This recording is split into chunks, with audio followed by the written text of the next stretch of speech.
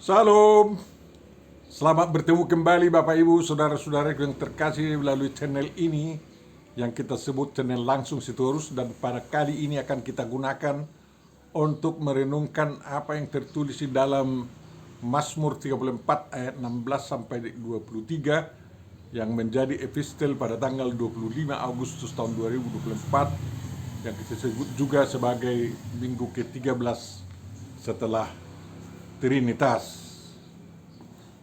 Mudah-mudahan pertemuan kita ini diberkati oleh Tuhan dan kita mendapat berkat darinya semua. Dan saya selalu mohon agar kita mensubscribe yang belum, dan yang sudah, terima kasih kepada mereka. Dan marilah kita sama-sama semuanya men-share, membagikan video ini kepada semua kawan-kawan yang ada Androidnya dalam HP Bapak Ibu saudaraku yang terkasih, sehingga mereka juga dapat mengkritik, mengkomentari, dan juga mendapat berkat dari Tuhan. Untuk memulai perenungan kita, mari kita terima penyertaan dari Tuhan kita. Anugerah dari Tuhan kita Yesus Kristus, kasih setia Allah Bapa dan persekutuan Roh Kudus kiranya menyertai dan memberkati kamu sekalian. Amin. Marilah kita baca perikop yang menjadi epistel itu yang juga sering dikhotbahkan di kebaktian rumah-rumah di jemaat-jemaat kita, yakni Mazmur 34 ayat 16 sampai 23. Mata Tuhan tertuju kepada orang-orang benar, dan telinganya kepada teriak mereka minta tolong. Wajah Tuhan menentang orang-orang yang berbuat jahat, untuk melenyapkan ingatan kepada mereka dari muka bumi.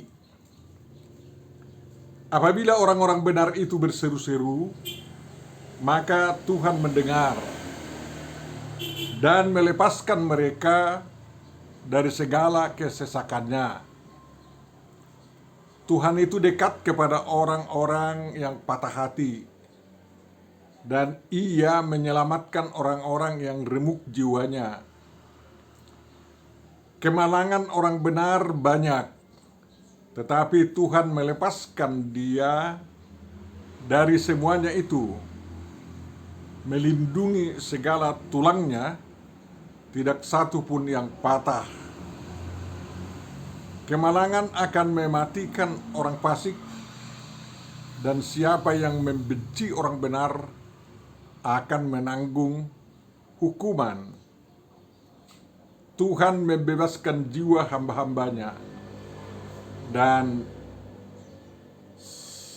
semua orang yang berlindung padanya tidak akan menanggung hukuman.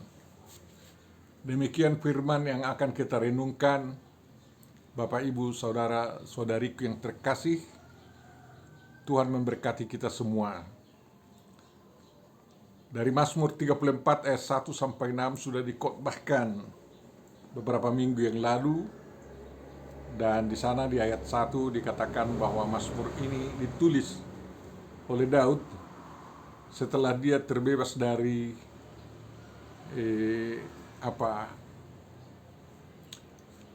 cengkeraman orang Palestina, sewaktu dia pergi bersembunyi ke sana dengan berpura-pura pesong, dia gila, air liurnya menetes-netes, dan dia menggaruk-garuk pintu gerbang, lalu dilaporkan kepada Raja Ahis atau Abimelek, dan raja itu marah. Apakah saya kekurangan orang gila di tengah-tengah negeri ini, katanya. Buang itu ke sana, katanya. Jadi akhirnya Daud dilepaskan. Rupanya itu menjadi alat Tuhan, cara Tuhan melepaskan Daud dari cengkeraman orang Filistin, musuh bebuyutan orang Israel dari sejak dulu sampai sekarang. Coba bayangkan itu. Lalu Daud menulis Mazmur ini sebagai akumulasi pengungkapan sikapnya terhadap Tuhan, terhadap orang-orang banyak, setelah dia mengalami begitu banyak pencobaan dan dia luput dari segala tantangan pencobaan itu. Pada mula pertama dia akan mengalahkan Goliat. Walaupun sangat sederhana dia bisa menjatuhkan atas kuasa Tuhan. Goliat itu mati dan dia ambil pedang Goliat dan memenggal kepalanya. Pedang Goliat itu sudah ditemukan sekarang. Sudah ada di museum di Yerusalem. Dia dua-duakan ya. Kalau Saul mengalahkan 1000, Daud mengalahkan selaksa. Dan itu terkenal kepada seluruh orang Filistin. Dan setiap mengenal Daud, para prajurit Filistin mengatakan, ini kan orang yang diluluskan Israel itu yang membunuh Goliat. Mengatakan Saul membunuh 5.000 orang. Orang ini, Daud ini membunuh selaksa orang. Itu musuh kita katanya. Tapi Tuhan tidak membiarkan tangan orang Filistin kena kepada Daud. Oleh kemenangan itulah menjadi malapetaka bagi Daud, karena dia menjadi bagian keluarga Saul, ya, dengan menikahkan putrinya Mikal kepada Daud, tapi sayang tidak ada putra dari sana. Dan sejak itu, ya, sejak Saul juga dirasuki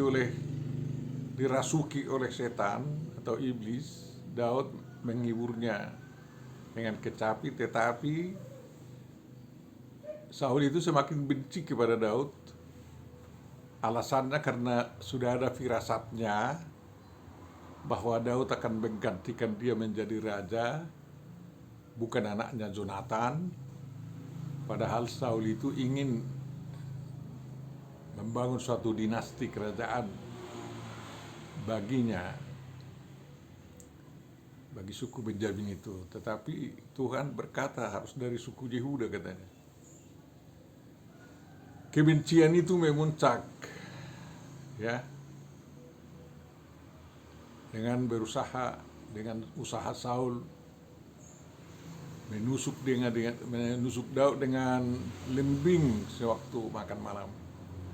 Akhirnya Daud melarikan diri. Tusukan lembing itu tidak kena. Daud merasakan itu sebagai hanya pertolongan Tuhan. Ya, Saul itu kan jago perang, jago lembing juga, tapi kali itu tidak kena. Dari Daud merasakan bahwa Tuhan melindungi dirinya. Lalu Saul itu kan mengejar-ngejar Daud, kemana-mana dikejar, diburu habis-habisan. Ya, hampir tidak ada tempat baginya lagi yang tenang di negeri yang dikuasai oleh orang Israel. Ya, karena 10 marga kan di bawah pimpinan Saul, sebelum memihak orang Yehuda kepada Daud juga orang itu juga ya. Lalu itulah alasan Daud bersembunyi di kalangan orang Filistin agar tidak bisa diburu oleh Saul. Strateginya begitu. Namun strategi itu dipandang oleh Tuhan strategi konyol. Karena Tuhan menginginkan agar Daud betul-betul lebih dari 1000% mempercayakan perlindungan dirinya kepada Tuhan, bukan kepada strategi mencari keselamatan. Dan setelah dia luput dari tentara Raja Abimelek dan dia diusir dari kota mereka, dan Daud mengaku bahwa Tuhanlah yang memberikan dia keselamatan. Lalu dia mengekspresikan itu di dalam Mazmur 34, ya. Dan bagian perikop kita ini menjadi suara hatinya menyaksikan bagaimana Tuhan melindungi dan mengajak orang-orang percaya kepada Tuhan. Kita perhatikanlah, bagi Daud orang-orang percaya itu seperti dirinya menjauhi yang jahat dan melakukan yang baik, dan Daud selalu mencari perdamaian. Walaupun ada kesempatan membunuh Saul, Daud tidak melakukannya. Paling-paling hanya memotong bagian dari jubah Saul dan ditunjukkan bahwa sebenarnya sudah ada kesempatan bagi Daud untuk memenggal kepala Saul, tetapi itu tidak dilakukan. Karena Saul itu takut akan Tuhan dan berprinsip orang yang diurapi oleh Tuhan tidak boleh dibunuh oleh siapapun. Hanya Tuhan yang membuat dia mati. Lalu dia selalu mencari perdamaian dengan itu, ya. Dan berusaha mendapatkannya, tapi harus kematian yang menghentikan Saul. Perdamaian tidak ada. Tapi pasca kematian Saul, ada perdamaian di antara suku-suku orang Israel semua. Jadi semua suku-suku yang mengikut Saul di bawah pimpinan Jenderal Abner, ya, Panglima Abner itu, mau bergabung dengan suku-suku Yehuda yang mengikut Daud. Sehingga Daud akhirnya menjadi raja untuk 12 suku orang Israel atau 13 marga orang Israel. Ya. Itu sangat indah. Dan kiranya demikianlah selalu yang terjadi, selalu ada usaha mendapatkan perdamaian. Dan kita doakan juga agar Israel dan Hamas atau dengan Palestina dapat meraih perdamaian sekarang sesuai dengan pesan Alkitab, kitab suci kita. Itulah doa kita, karena perang selalu merugikan, kan. Lalu luar biasa menurut Daud mengapa dia bisa luput begitu, dan demikian juga nanti orang-orang yang percaya kepada Tuhan. Kenapa? Mata Tuhan tertuju kepada orang-orang benar, dan telinganya mendengar teriak orang-orang benar yang minta tolong. Jadi kalau Alkitab mengatakan bahwa Tuhan tidak pernah tertidur, penjaga engkau tidak pernah tertidur dan tidak pernah terlena, itu menurut Daud juga dialaminya. Kita juga bisa mengalami begitu, ya.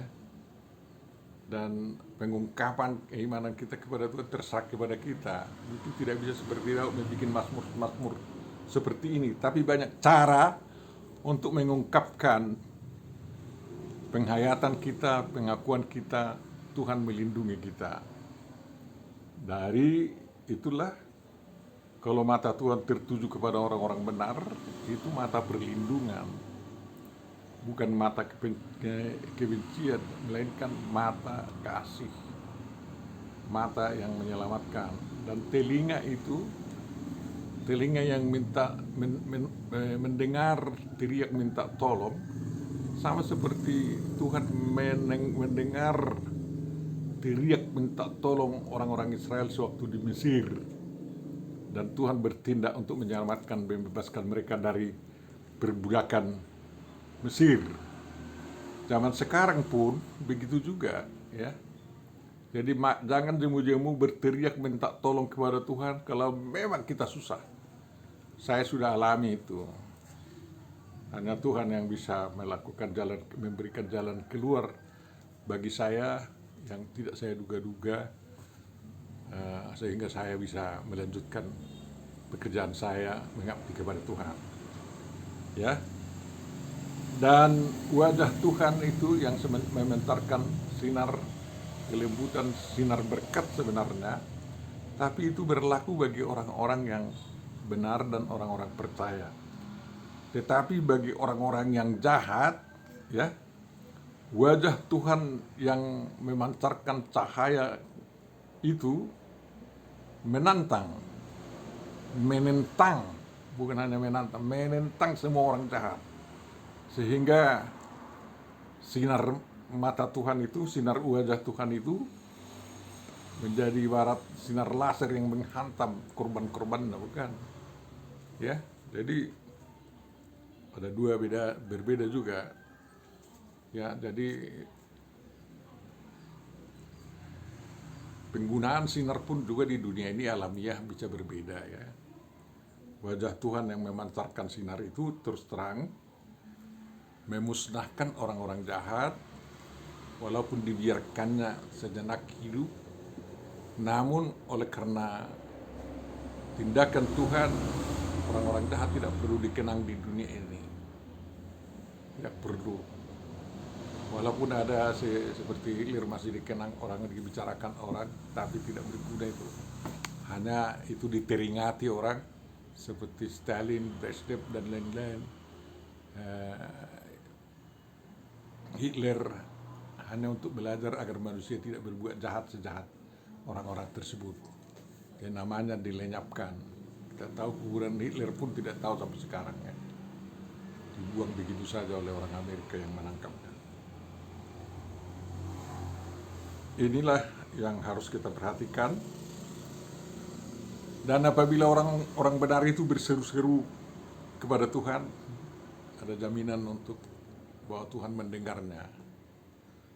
Jadi seruan-seruan kita tentu saja bukan hanya seruan-seruan yang begitu saja, tetapi seruan yang mengubah kehidupan kita menjadi kehidupan yang benar, seruan agar negara kita menjadi negara yang benar, seruan agar hidup keagamaan kita juga menjadi hidup keagamaan yang benar.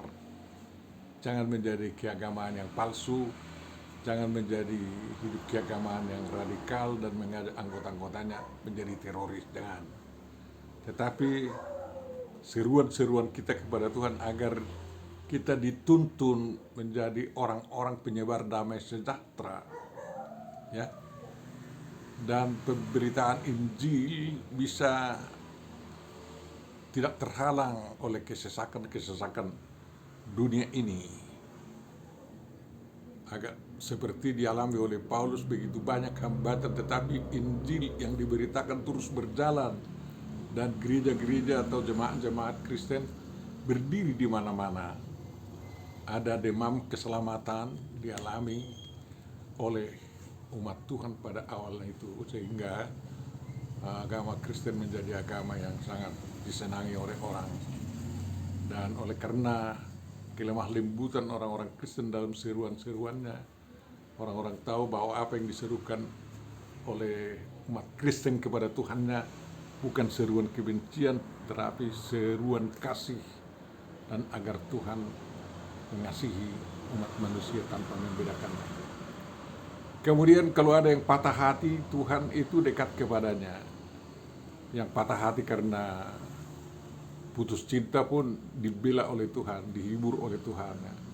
Yang patah hati karena kehancuran ekonomi negara pun, Tuhan mau mendekatkan diri kepada bangsa seperti itu dan menolongnya. Tetapi kita harus menjadi manusia yang mau ditolong. Ada manusia yang tidak mau ditolong. Seperti tsunami di Aceh dulu, ya. Karena apa, ya, datang orang Kristen membawa pertolongan, tapi orang korban tsunami itu tidak mau ditolong. Kristenisasi katanya, padahal tidak. Aneh itu. Jadi kalau Tuhan itu dekat kepada yang patah hati, ya, dan Tuhan mau menyelamatkan orang-orang yang remuk jiwanya oleh karena peristiwa-peristiwa yang terjadi di dunia ini, oleh pengalaman-pengalaman pribadi dan pengalaman bersama, ya, orang itu harus mau ditolong. Jangan curigai pertolongan Tuhan, ya. Memang Daud mengakui seperti dialami dirinya sendiri bahwa kemalangan bagi orang benar itu sangat banyak, atau terhadap orang benar itu sangat-sangat banyak. Jadi menjadi pengikut Tuhan yang baik tidak akan terluput dari kemalangan-kemalangan. Tetapi orang Kristen yang baik tidak mengatakan tak perlu ada kemalangan Tuhan, tapi dia katakan kalau terjadi kemalangan Tuhan, tolong kami untuk bisa mengalahkan kemalangan itu menjadi yang mengingatkan kami akan keselamatan yang daripadamu. Harus kita berani mengatakan begitu ya. Jadi dengan demikian Tuhan mau melepaskan kita dari semua kemalangan itu. Coba bayangkan kalau kita orang animisme dulu, kalau mati, kematian ada di rumah, ya kehancuran yang terjadi, kemalangan yang sangat dalam terjadi ya.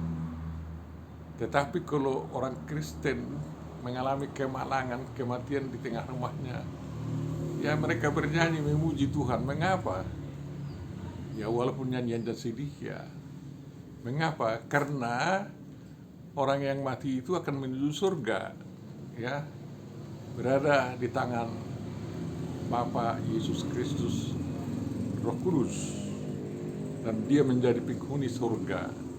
Jadi itulah salah satu contoh bagaimana Tuhan melepaskan orang-orang yang kemalangan itu. Dan banyak lagi. Kalau terjadi pertengkaran di rumah, itu kemalangan juga. Hampir putus hubungan suami istri itu kemalangan juga. Tapi kalau suami istri misalnya mau datang kepada Tuhan, pasti Tuhan melepaskan mereka dari situ. Sehingga suami bisa mengampuni istrinya dan istri mengampuni suaminya. Demikian juga yang berkawan ya. Kalau iblis terus dibiarkan merajalela, hancurlah semua memang. Jadi Tuhanlah yang menghibur orang-orang yang patah hati dan yang melepaskan orang dari kemalangan. Itu berlaku sampai sekarang. Dan ini ayat 20 apa ini?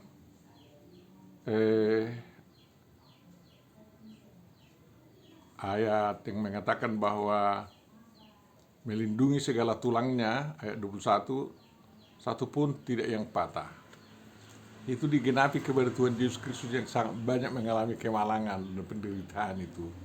Sehingga sewaktu dia diturunkan dari salib itu, bahwa serdadu itu sudah melihat bahwa Yesus mati dan diuji kematiannya dengan menusukkan lembing ke dadanya sehingga tercurah darah dan air, darah keselamatan dan air penyucian bagi seluruh dosa umat manusia, dan tidak jadi dipotong kakinya karena sudah mati katanya. Dan dengan demikian itulah satu bukti bahwa Tuhan melindungi orang-orang yang kemalangan itu, yang sangat banyak menderita karena kesetiaan kepada Tuhan, dan tulang-tulangnya tidak ada yang diremukkan. Dan demikianlah kita, makanya tidak ada yang diremukkan tulang-tulang kita waktu dikuburkan juga, karena mati di dalam Tuhan, ya kan? Dan tidak ada yang patah, karena kita mengingat bahwa seperti peristiwa dalam kitab Yesaya ya, Roh itu mengatakan kepada tulang-tulang yang berserakan itu ya, tulang-tulang bertemulah satu sama lain menurut tempatnya semula katanya, sehingga tulang-tulang itu tidak ada yang berpatahan, memang bisa berdiri masuk dan satu sama lain bertemu kembali mana yang patut bertemu, dan lalu dibangunlah tubuh di sana, tubuh yang baru, dan itulah laskar Kristus. Bapak Ibu saudaraku yang terkasih, kemalangan itu memang akan mematikan orang-orang fasik, dan siapa yang membenci orang-orang benar akan menanggung hukuman memang. Mengapa kemalangan mematikan orang fasik? Ya karena dia tidak tahu masa depan yang baik. Kalau terjadi kemalangan, pikirannya busuk atau pikirannya tumpul, buntu, apa semua, tidak tahu apa yang mau diperbuat kalau terjadi kemalangan ya. Sehingga banyak orang-orang fasik yang kemalangan itu terkejut dan bunuh diri lagi. Sama seperti dulu di peradaban bangsa-bangsa orang kafir ya, orang animisme, kalau suaminya mati, ya itu kemalangan dari istrinya itu ikut mati ya, bunuh diri lagi, kita sama-sama mati katanya. Tapi di kalangan pengikut Yesus Kristus tidak demikian. Kalau suami mati, ya ke surga, saya akan berjuang bersama Tuhan Yesus untuk membangun kehidupan yang ditinggalkan oleh suami saya yang mati katanya gitu ya. Dan dia tidak membenci suaminya yang mati itu. Tapi siapa yang membenci orang benar akan menanggung akibatnya. Akibatnya apa? Dalam pengadilan Tuhan akan ditanya, mengapa kau benci kepada orang benar? Padahal orang benar itu sangat dibutuhkan oleh dunia katanya. Bapak Ibu Saudara yang terkasih, Tuhan membebaskan jiwa hamba-hambanya, dan semua yang berlindung kepadanya tidak akan menanggung hukuman. Ya, membebaskan jiwa hamba-hambanya. Makanya jangan takut kehilangan jiwa Bapak Ibu Saudara. Tuhan Yesus mengatakan kalau kita lebih mengasihi jiwa kita atau hidup kita, kita akan kehilangannya. Ya. Tetapi kalau kita menyerahkan hidup kita di pekerjaan Yesus Kristus dan sampai hilang, itu akan dikembalikan oleh Tuhan kepada kita. Itu perlindungan yang dijanjikan Tuhan kepada kita. Sehingga bersama Tuhan Yesus, jiwa kita tidak akan bisa diremukkan oleh iblis apapun, oleh penderitaan apapun. Kita menjadi pemenang di sana. Dan semua yang berlindung kepada Tuhan tidak akan kena hukum. Karena apa? Karena Tuhan Yesuslah hakim dunia ini. Pasti yang dilindunginya tidak akan dihukumnya, itu logis. Dan marilah berlindung kepada Tuhan sehingga kita tidak mendapat hukuman, tetapi mendapat anugerah, kasih sayang, kasih setia, dan berkat yang melimpah-limpah. Amin. Terima kasih Tuhan atas perenungan yang sampai kepada kami atas firman-Mu. Kiranya itu mendorong kami untuk semakin setia kepada-Mu di dalam Yesus Kristus Tuhan kami. Tuhan, lindungilah negara kami, jauhkan gontok-gontokan, tetapi berikanlah keadilan, kemakmuran, dan kesejahteraan kepada seluruh rakyat Indonesia. Pedulikanlah mereka semua tanpa pandang bulu. Kaulah yang melawan semua orang-orang jahat. Sinar wajah-Mu itu bisa mematikan kepada orang-orang teroris, kepada orang-orang radikal yang menjahati orang-orang baik. Dan itulah andalan kami dalam membuat kedamaian di tengah-tengah dunia ini. Ampuni dosa kami Bapa, dan sempurnakan doa kami ini. Kami orang yang tidak layak sebenarnya di hadapan-Mu, namun kami memberanikan diri memohon kepada-Mu, dan kabulkanlah permohonan kami dalam Yesus Kristus Tuhan dan Juru Selamat kami. Amin.